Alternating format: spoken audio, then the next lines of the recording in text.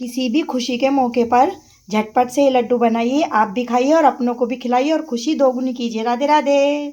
तो हुआ कुछ आज यूँ, सुबह मेरी बेटी बोली मम्मी कुछ मीठा खाना है, कुछ मीठा खाना है। मैंने कहा क्या खाएगी मीठा? मैंने कहा गुड़ रखा है, गुड़ खा ले।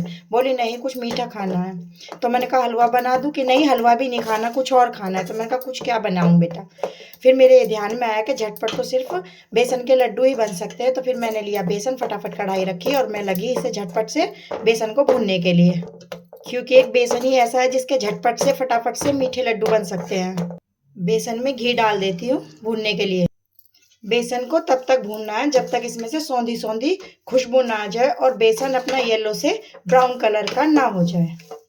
तो जी मैं ऐसा ही कर रही हूँ। अब इसमें से सौंधी सौंधी खुशबू आने लगी है। कभी कभी बच्चों को बहुत ज़्यादा क्रेविंग होती है मीठा खाने की। बच्चों को क्या, हमें भी होती है, मुझे भी होती है।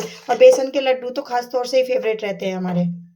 बेसन भूनते हुए ही मैं इसमें कुछ बीज डाल दूंगी ताकि ये भी अच्छे से भून जाए। अगर वैसे घी में भूनेंगे हम अलग से तो ये चटर चटर करके उड़ जाएंगे। तो ये घी में इसमें जब तक बेसन भुनेगा ये इसके साथ ही भुन जाएंगे। कुछ नारियल गोला भी मैं इसी में ही डाल देती हूँ। कस के भी डाल सकते हैं लेकिन मैंने काट के डाला है क्योंकि काट के अच्छा लगता है खाने में। बेसन अपना कलर बदल चुका है, देखिए ब्राउन हो चुका है। इसमें से सौंधी सौंधी स्मेल भी आ रही है, तो इसका मतलब है अब ये भुन चुका है। अब इसको हम ठंडा होने तक रख देती हूँ। सबसे सिंपल और इजी रेसिपी है जी ये लड्डू बनाने की। बेसन ठंडा होने के लिए रख दिया और एक तरफ मैंने पैन में ये थोड़ी सी कनी भून ली है। कनी को डालते क्रिस्टल की तरह से है और निकलती है खील की तरह से, बिल्कुल भून के वाइट वाइट। ये कनी बिल्कुल खील की तरह भून चुकी है। ये कनी को हम किसी हैवी चीज से इस तरह कूट लेंगे या मिक्सी के जार में भी पीस सकते हैं। कनी को हमने इस तरह का कुछ दरदरा कर लिया है। ये हमारा बेसन है जो कि अब ठंडा हो चुका है और इसमें डाल दी मैंने कनी। अब इसको अच्छे से हम मिक्स कर देंगे। इसमें कम या ज़्यादा अपने हिसाब से हम और ड्राई फ्रूट्स भी डाल सकते हैं, लेकिन मैंने सिर्फ यही डाले हैं जो मेरे पास अभी थे। ठंडा होने के बाद डाल देती हूँ मैं इसमें बूरा। बूरा अपने हिसाब से डाल लीजिए, कम या ज़्यादा, जैसा मीठा खाते हैं वैसा ही डाल लेते हैं।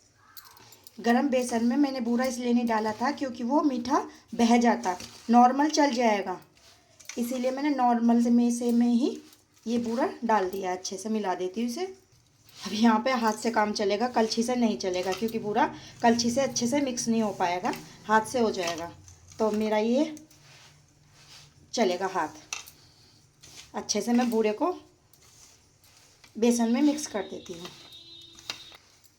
बेसन इसमें लड्डू में चाहे आप ऊपर से भी और घी गरम करके डाल सकते हैं अगर आपकी इच्छा हो करे तो, वरना तो ऐसे ही बन जाते हैं अच्छे से, क्योंकि बेसन में घी अच्छे से पक जाता है, स्मेल नहीं आती घी की।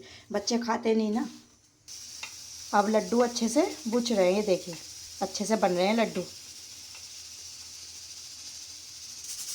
छोटे छोटे लड्डू बड़े प्यार से दबा रही हूँ मैं। कुछ इस तरह से बन रहे हैं लड्डू। मीठे की क्रेविंग होने पर देखिए झटपट बनाइए और मुंह में घुलने वाले फटाफट बेसन के लड्डू।